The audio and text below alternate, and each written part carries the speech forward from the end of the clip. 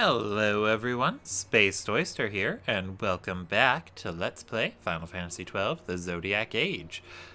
In the last episode, we tackled the Great Cockatrice Escape and the No Means Yes side quests.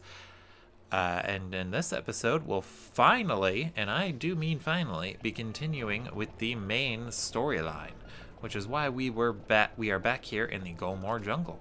The entrance to the next area we want to go to is none other than, well, it's in here in the Golmore Jungle, past where we hunted down the Vorpal bunny. And yeah, I decided to let Balthier show off that swanky new defender we got from part of the Great Cockatrice Escape. It's actually got a higher block rate than his sword and shield combo he was using. And it's stronger too. So, yeah, very handy. So, I actually did read a few more tips and stuff regarding Final Fantasy XII.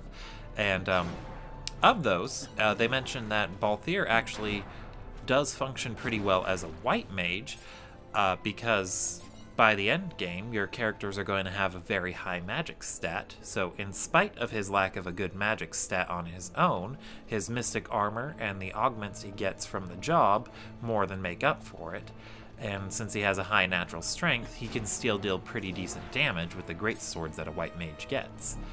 So I may not have screwed myself over as much as I thought I did when I made Bosch a white mage. My very first playthrough, I made Balthier a white mage, but that's because I was just being, thought I was being silly. I decided to make him the white mage because he's the leading man, and of course the healer is the most important role, and the leading man would need to be the most important person in the party, right? That was my thought process. This time, though, I decided, you know, knight, because it fits his background as a judge, and archer, because it fixes the one problem he had. Oh, I forgot to check out what that ring I got at the end of the No Means Yes side quest does. Ring of Renewal. Regen on equip. Okay. Oh, I thought that was a rare game, but it's just a T-Rex.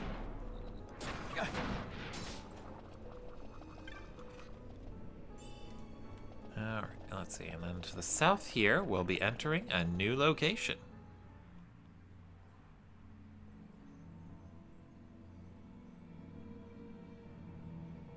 The Feywood. Now the enemies in here are pretty tough, about as tough as the ones we were just fighting in the Golmore Jungle there. But if you were feeling particularly gutsy or stupid or whatever word you want to use, you could have totally gone here into the Feywood shortly after shortly after you completed the side quests with Murn and Yote and you got Lente's Tear. Because the Feywood here, it actually leads out into the Paramanal Rift, and you could have taken that path and skipped the Elder Worm entirely. Of course, it's a really stupid idea, like I already said, so you don't want to do that. But this is the appropriate time to come to this area because the Feywood here is going to lead to the next area we're heading for, Giruvegan, I believe. Dr. Sid said it so much better than I can. Anyway, lots of items around here. As far as I'm aware, there isn't anything of note. I'll let you know if I find out otherwise.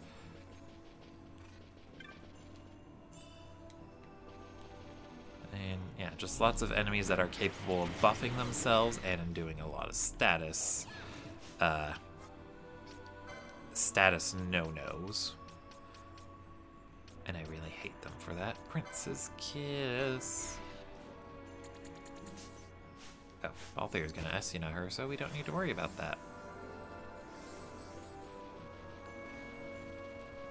Okay.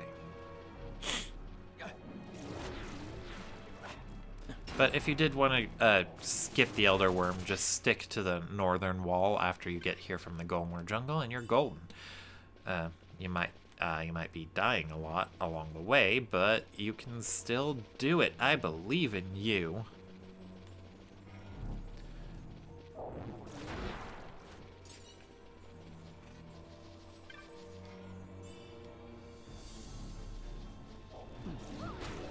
Yeah, no, don't know what else to really talk about here. Just that the Golmore jungle is kind of creepy, and I don't like this place. Sorry, not the Golmore jungle, the Feywood. Kind of really creepy. Yeah, and once you get to this part, the map gets all fuzzy. That never goes away. Great.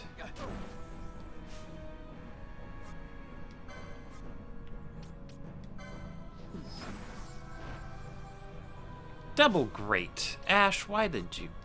Ugh. I probably should have just used an item. But you know, whatever. We'll get through this.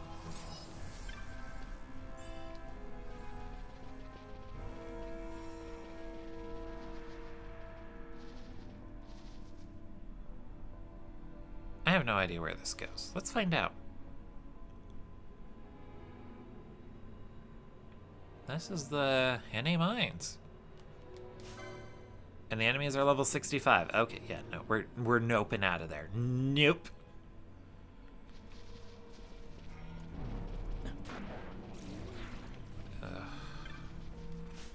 I really wish Penelo had Asuna. I probably should have made her part monk. Oh good, Ash has the opal ring already. Okay, no need to worry about that. Mirror mail, mirror scale.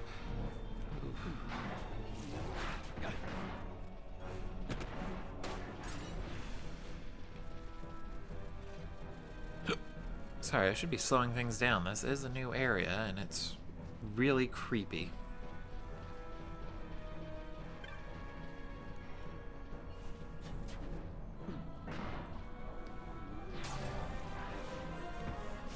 Yay, Penelo gained a level. Now we get Bosch. And Bosch will be able to Asuna all these status conditions away, and it'll be handy.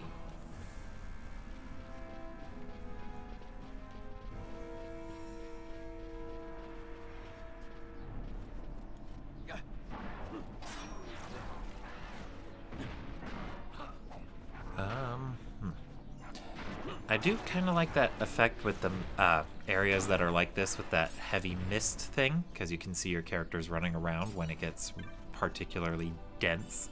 It's kind of a neat touch. Yeah, let's see. I think that way to our in the southeast corner, I believe that's where we need to go. And I'm already getting a little bit bored of this area, so I should just go ahead and do that.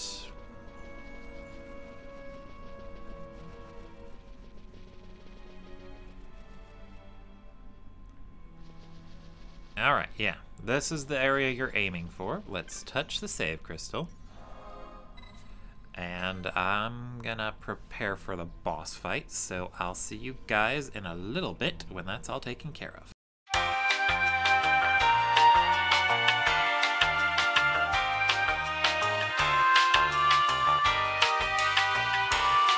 Alright, and we're back. So I'm gonna go in with Vaughn, Bosch, and Balthier. This boss, there will be a constant MP draining effect, so you want to make sure you're using physical fighters for this one. Black Mage is just going to have their stuff drained right away. And then for Gambits, you want to make sure you use healing Gambits, healing items instead of spells. So I've disabled Bosch's spells, and he's also not going to use Charge, since his MP is going to just run out anyway. Oh, right, and equipment. I should also make sure I equip some good stuff. For Vaughn, I'm gonna equip him with the Pheasant Netsuki as soon as I find it. I forgot to do that off screen. I want to make sure... I don't know what else to do. For now, we're just gonna go in. It's a bunch of status conditions and bullshit.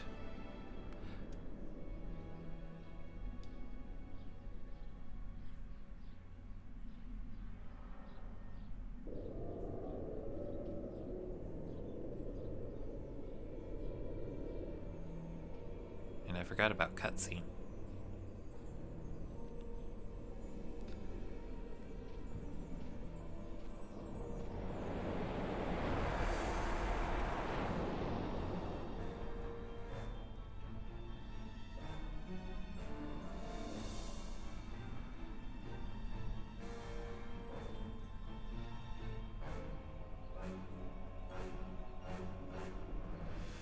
Alright, so let's go on in and hope I'm well prepared enough.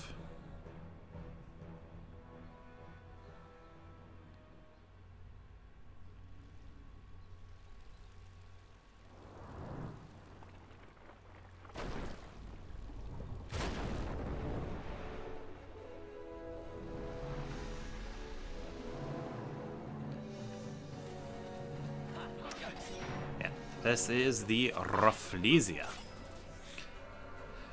Yeah, so he only has two main strategies. The first is that he's going to try and inflict as many status conditions as possible, and then he also summons in Malboros to try and help him out.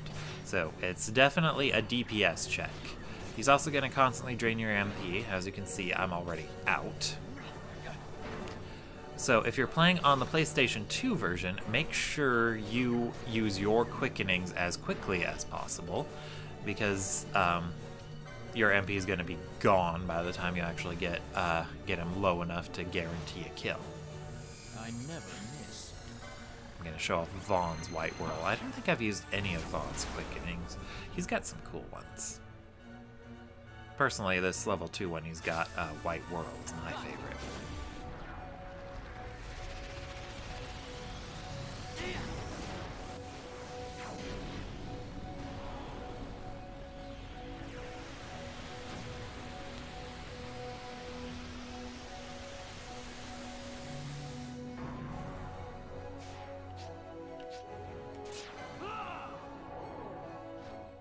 I don't think I'll get a chance to show off his level 1 quickening though, which is Red Spiral.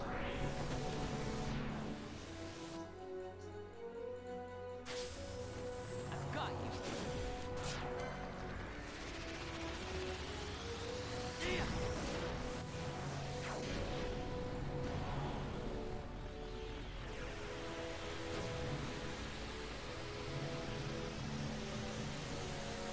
It's probably kind of sad that I don't even have most characters past one quickening unlocked at this point. Kind of sad, but ultimately fitting. Hey, cool, I got the water element one. Neat.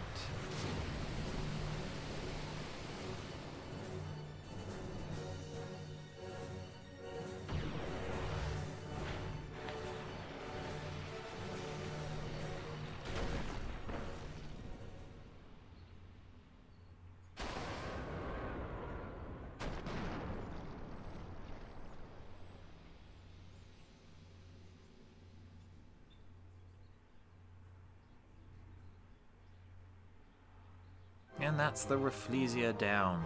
I'm so glad we didn't get hit with too many bad status conditions. I think it's able to cause one called disease, and that's particularly nasty.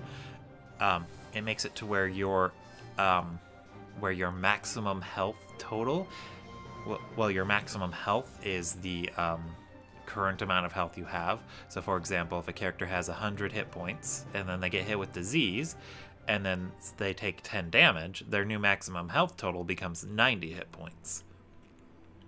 Alright, so I'm going to go back up and touch the save crystal to restore my MP. And then we're going to swap Vaughn back out for Ash, and then get my Gambits returned to normal before we continue on. Alright, so first, Vaughn, you're back out for Ash. And then, let's see, Gambits. I can leave Vaughn's alone. I definitely want you casting Raise and Asuna, though. Mostly because you can, but it's also just easier on me anyway. And then Bosch would turn off that one, turn that one on. Don't need that one, and that one.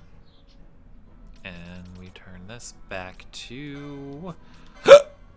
Excuse me. Raise. Yeah, it's a shame that it constantly drains your MP, since Black Mage is the best source of AoE damage. Since it has a lot of adds and it's constantly draining your MP, Black Mages cannot do what they do best.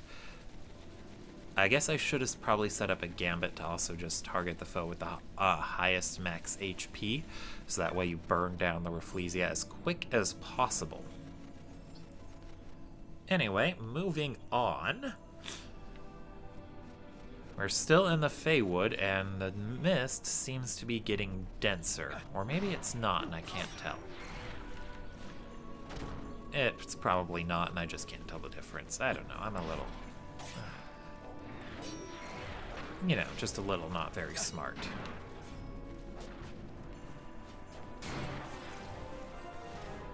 Yeah, and we get to swap Ash out for Von Proper now. I forgot Bosch's sword inflicts poison.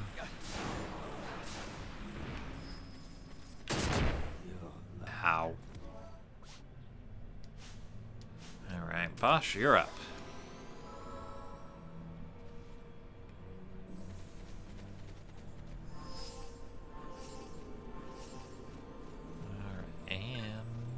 What's over here besides enemies? Treasure. I hope it's something good.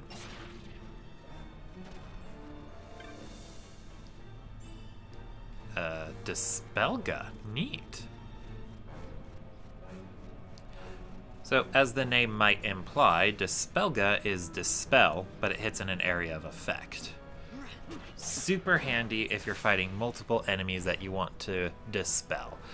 Especially since now a lot of the regular enemies are going to keep themselves buffed. So if you're having problems, Dispelga.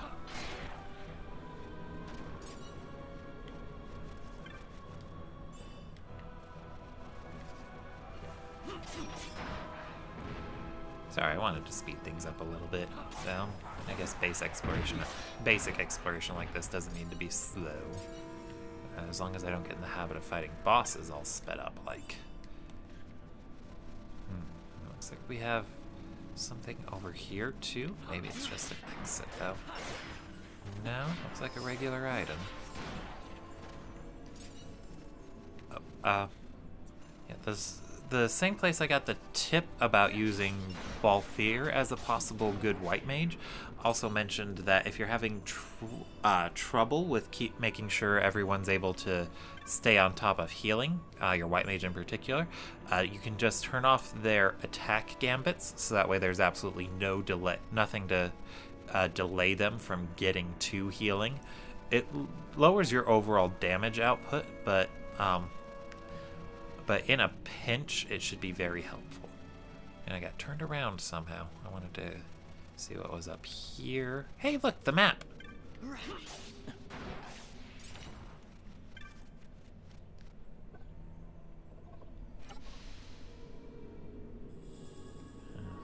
Oh, that's not the map. That's the Feywood candle. Okay. I didn't actually find the map. So that means, yeah, the map's probably in one of these upper areas here, and I just missed it. But I don't really care. Anyway, here we have the main gimmick of the Feywoods. Well, just this part's gimmicky. It can be a bit tricky if you're not careful, though. Or not so much. Anyway, let's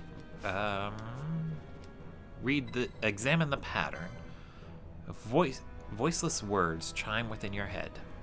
In this sanctum shall the pilgrim find truth and illusion both. Illusion betokes the true way. Yeah, so you want to look through these pillars to see an illusion of a wood, and then you just follow that to the next area, or, well, big thing like this. Then you stand in the middle and look for it again, and you keep doing that until you reach the area you're looking for. It can get tricky if your characters run off the beaten path in order to fight enemies. So if you want, either turn off your offensive gambits or just flee until you make it to the next area and then take out all the enemies when you're there, or make the party leader a ranged character, so that way they can fight in the middle of the pathway you're trying to stay on. Whatever works best for you. I don't think you really need to approach these from the right angle, so I don't know how important it is, but you definitely want to make sure you don't get lost. This area can be so troublesome.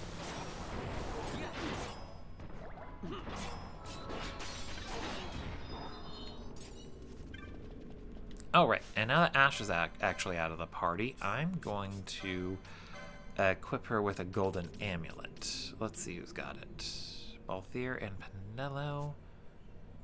Yeah, let's go ahead and have Balthier swap his thing out for our amulet, I guess, and let Ash equip the golden amulet for now. I found a third one. I don't need to do that. Let's let Fran wear the third one. Okay, yeah, I want to do that with Ash while she's not in the party, so I don't have to worry about reflect. There we go.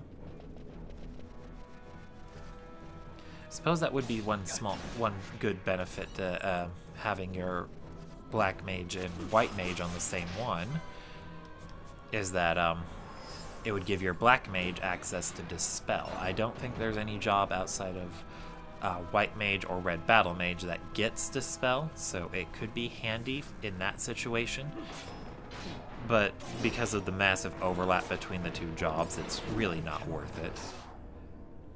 Ooh, we're taking a lot of damage here, but not enough to be cumbersome. All right, what do we have here? A door? Let's read the inscription. Gigas Summoner, Gate's power is yours to claim. Beyond the one gate lies sacred Giruvegan. Over the one gate, the Gigas holds sway. Alright, so we're going to do nothing for now. Yeah. And what you have to do here is summon Belias. This is the only time you are ever required to summon an Esper. With Belias summoned, you touch the gate Gigas, and then he opens the gate for you.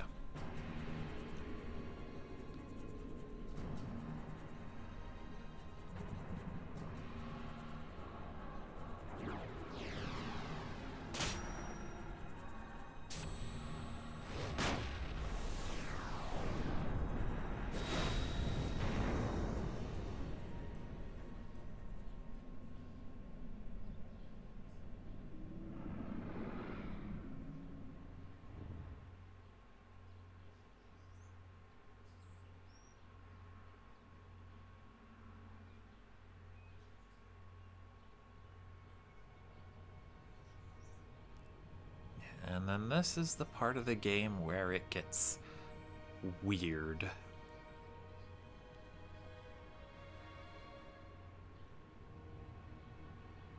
But we're here, the ancient city of Giruvegan.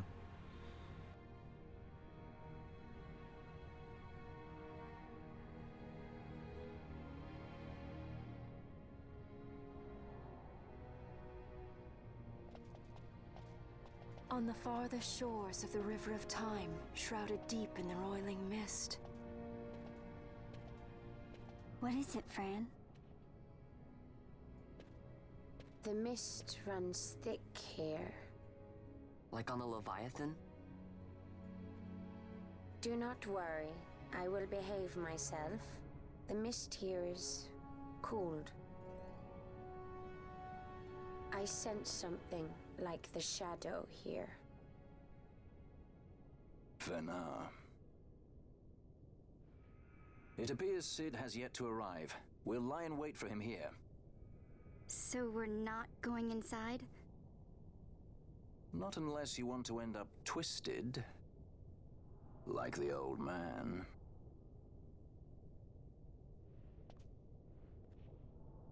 Something there.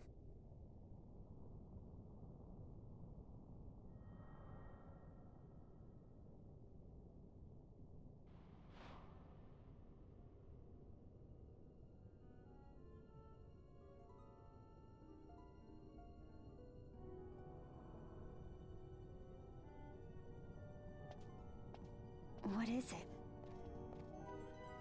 She can see him. Let's follow her.